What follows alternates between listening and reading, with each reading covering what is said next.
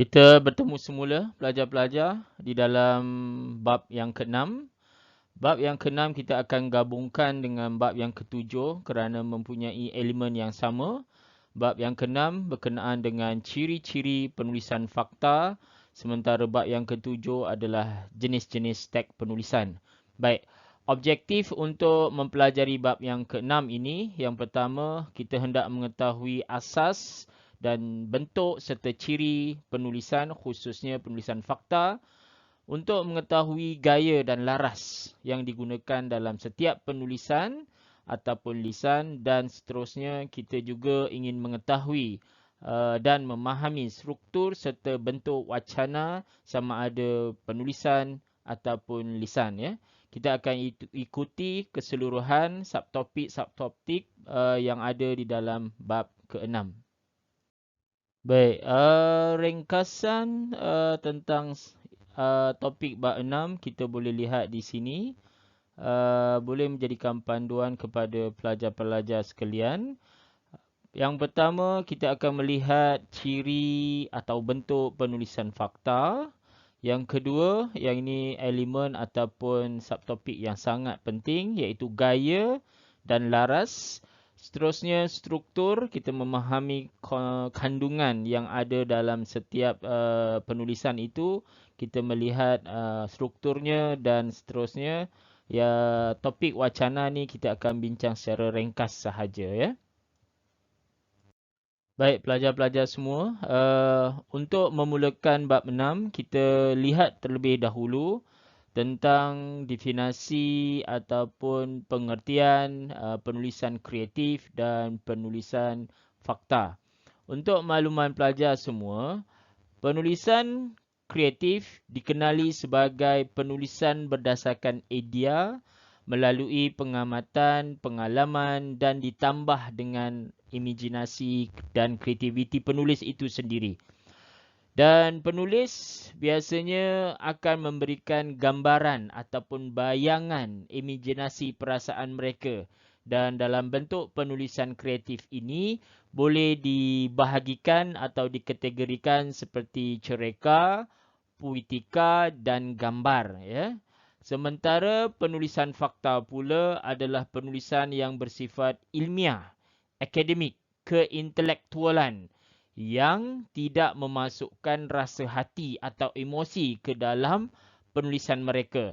Dan penulisan fakta ini boleh dilihat contohnya seperti surat rasmi, laporan, rencana, syarahan dan sebagainya.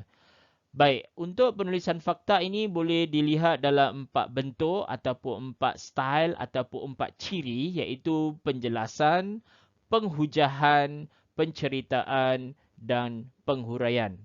Ya, selepas ini saya akan jelaskan secara ringkas sahaja kerana pendekatan kita lebih kepada pelajar menulis sesuatu bentuk tulisan, ya. Ini adalah sebagai pendahuluan gambaran tentang apa sebenarnya yang ada dalam penulisan, ya, bahasa Melayu. Bentuk penulisan fakta dalam kategori penjelasan, elemen-elemen ataupun ciri-cirinya ialah dari segi aspek penjelasan perlu menjawab 6 isu ataupun 5W1H, bagaimana, mengapa, kenapa dan sebagainya. Dan dalam bentuk penulisan fakta penjelasan ini, 6 metod, ya, perlu diisi atau perlu dipenuhi. Yang pertama, identifikasi tentang isu, definasi atau pengertian tentang judul, perbezaan, pertentangan, gambaran isu, klasifikasi dan analisis. Ini adalah 6 elemen yang perlu dipenuhi dalam penulisan fakta bentuk penjelasan. Sementara penulisan fakta bentuk penghujahan, ya, mengandungi pendapat atau penilaian penulis terhadap sesuatu isu ataupun topik. Dan penghujahan ini perlu memenuhi 3 kriteria atau 3 kaedah, iaitu penghujahan melalui rayuan secara logik, rayuan secara emosi yang memaparkan penulisan perasaan Dan yang ketiga, rayuan etika yang menjelaskan atau memberikan hujah kewarasan. Ya. Baik, seterusnya adalah penulisan fakta bentuk penyampaian ataupun penceritaan. Ya. Penceritaan adalah bentuk penulisan fakta yang memerihalkan ataupun dalam bentuk pemberitahuan yang disampaikan dalam bentuk naratif, esei atau rencana. Dan biasanya penulisan fakta dalam bentuk penceritaan ini menekankan subjek ataupun judul ataupun perkara atau peristiwa yang telah berlaku. Sementara dalam bentuk penulisan fakta, aspek atau bentuk ciri penghuraian iaitu bentuk menghurai dan menterjemahkan sesuatu tanggapan, sesuatu subjek, sesuatu objek atau juga tokoh individu dengan menerangkan dengan tepat bentuk luaran judul yang ingin dihuraikan. Jadi ini adalah 4 bentuk penulisan fakta yang ada dalam bahasa Melayu. Seterusnya kita melihat subtopik gaya dan laras bahasa dalam penulisan ataupun dalam apa jua aktiviti lisan. Ya. Baik, gaya atau laras boleh didefinisikan dengan maksud iaitu cara penggunaan bahasa menurut keadaan tertentu. Bagaimana anda menggayakan, menstyliskan bahasa atau laras ataupun bentuk-bentuk bahasa yang anda gunakan dalam mana-mana aktiviti penulisan ataupun aktiviti lisan. Baik, gaya dan laras ini merupakan variasi ataupun kepelbagaian bahasa yang digunakan mengikut kesesuaian keadaan tertentu. Jadi kesesuaian keadaan ini akan dipengaruhi oleh latar belakang sosial. Ya.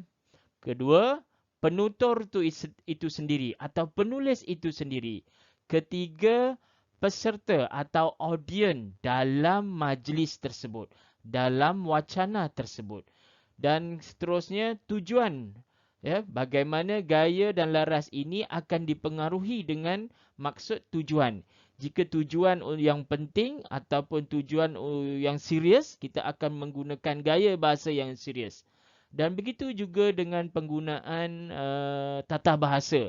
Akan mempengaruhi kepelbagaian gaya dan laras sesuatu penulisan ataupun aktiviti lisan.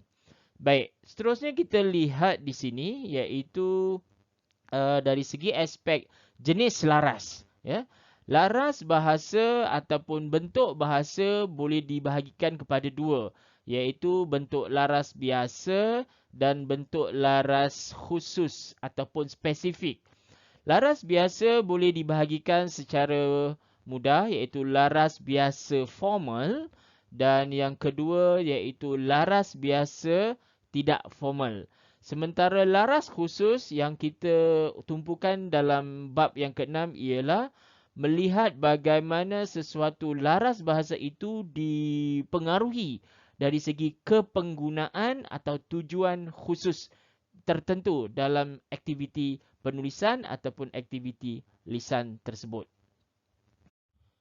Saya akan menjelaskan tentang laras biasa iaitu definisi yang boleh difahami. Laras biasa adalah laras tertentu yang digunakan oleh masyarakat umum atau awam, orang kebanyakan, orang biasa. Dan laras ini juga boleh dilihat dalam skop laras formal iaitu laras bahasa biasa formal yang digunakan dalam situasi rasmi. Contohnya apabila kita berbual dalam keadaan memerlukan situasi rasmi. Jadi kita perlu menggunakan bahasa, gaya, struktur ayat, penulisan ya dalam konteks yang rasmi. Ya. Jadi tidaklah boleh kita menggunakan aku atau engkau dalam penggunaan laras biasa formal. Berbanding dengan laras biasa tidak formal, iaitu bahasa biasa yang tidak formal menggunakan ciri-ciri bahasa basahan ataupun tidak formal, bahasa pasar. Jadi laras biasa tidak formal, kita biasanya akan menggunakan bahasa yang kita gunakan sehari-harian. Penggunaan engkau, aku, ya, tidak mementingkan struktur serta tata bahasa yang betul dalam penggunaan laras biasa tak formal, ya. Kita berpindah pula pada subtopik yang disebut sebagai laras khusus.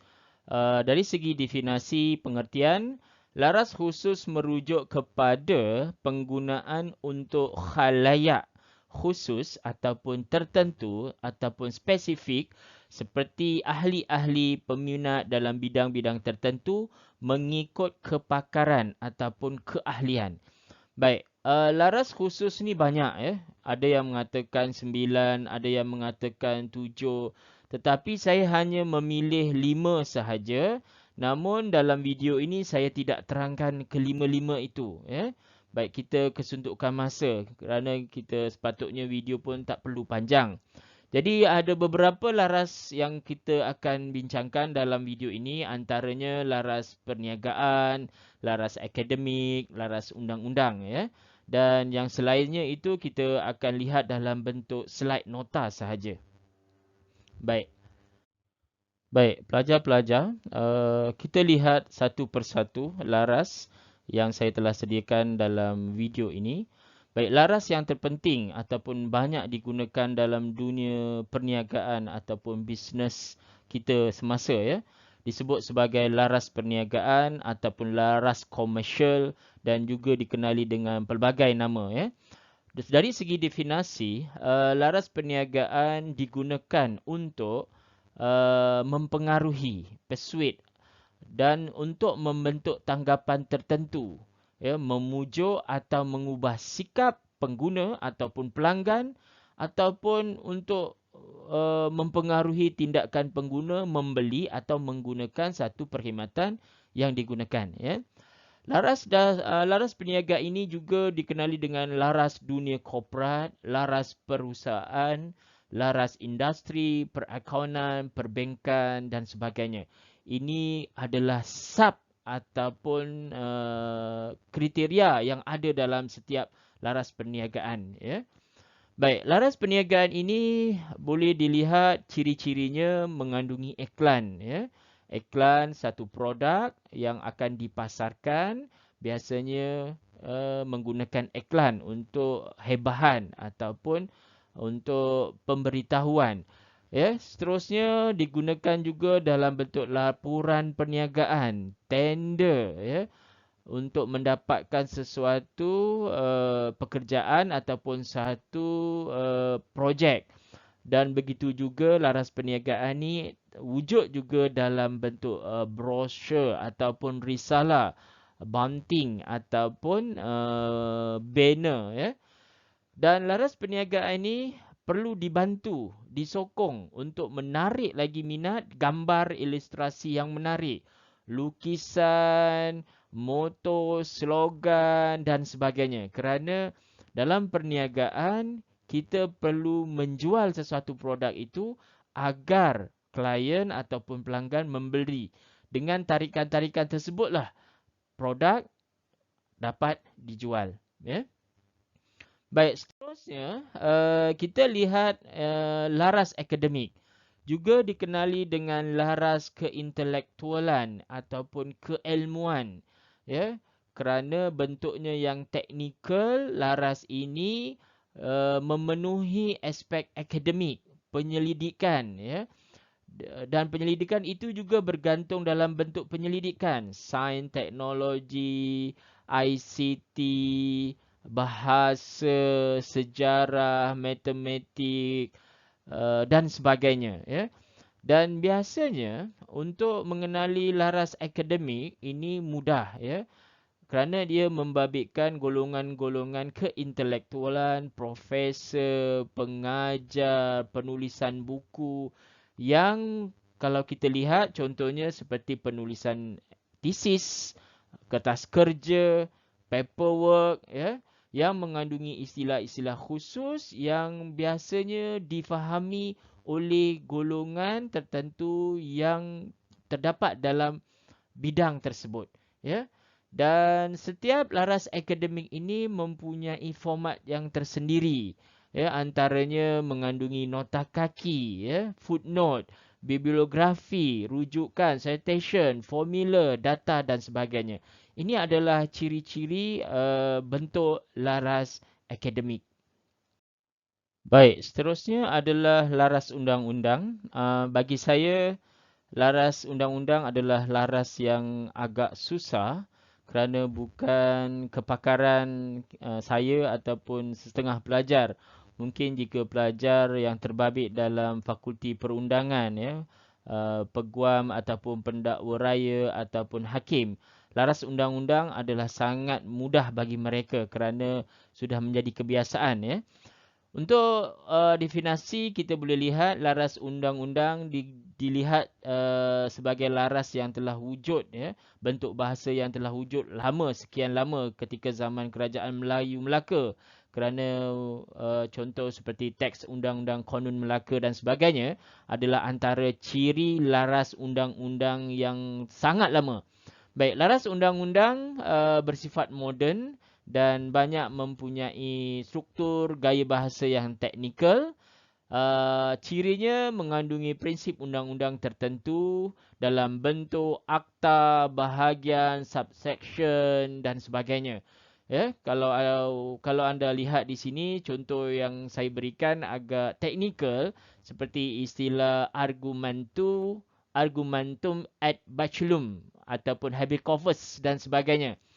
Dan istilah-istilah yang mudah pula yang saya berikan seperti prima facie, sapina, lebay, writ, waran, saman dan sebagainya. Baik, saya rasa untuk bahagian laras saya berhenti setakat itu sahaja. Yang lain pelajar-pelajar boleh rujuk dan baca sendiri dalam nota slide yang saya sediakan, ya. Baik, pelajar-pelajar semua, kita lihat pula subtopik yang ada di dalam bab 6, iaitu kita hendak mengenali struktur penulisan fakta. Secara keseluruhan, secara umum, mana-mana penulisan, sama ada penulisan kreatif ataupun penulisan fakta, mempunyai struktur yang hampir sama, ya. Kerana untuk mudah difahami, mana-mana penulisan mesti yang pertama ada bahagian pendahuluan, yang kedua isi dan yang ketiga penutup. Baik. Kemudian dari segi sama ada berformat ataupun tidak berformat penulisan itu akan kita huraikan nanti dalam bab yang ketujuh, ya. Baik. Secara umumnya, pendahuluan atau pengenalan penulisan fakta biasanya mengandungi definisi, ya. Pengenalan pernyataan isu atau topik atau tema yang telah dipilih oleh pelajar, ya. Dan yang kedua, dari segi struktur yang kedua iaitu isi, badan, kandungan dalam suatu penulisan, ya. Dan isi badan ini mengandungi idea topik yang akan dikembangkan daripada idea utama dan seterusnya menjadi huraian, contoh dan sebagainya. Ini kita akan lihat pengembangan teknik-teknik penulisan fakta ini dalam bab yang ketujuh. Sementara yang terakhir atau struktur yang terakhir dalam penulisan iaitu kesimpulan, conclusion, ya. Biasanya pelajar akan menggunakan frasa natijahnya, ya, akhirnya. Jadi itu frasa yang biasa. Kesimpulan merupakan penutup bagi sesuatu penulisan yang berupa penemuan, cadangan ringkas atau rumusan penulis dalam bentuk penulisan, ya. Baik. Kita akan sambung bab penulisan ini di dalam bab 7 iaitu video 7.1 dan 7.2, ya. Baik.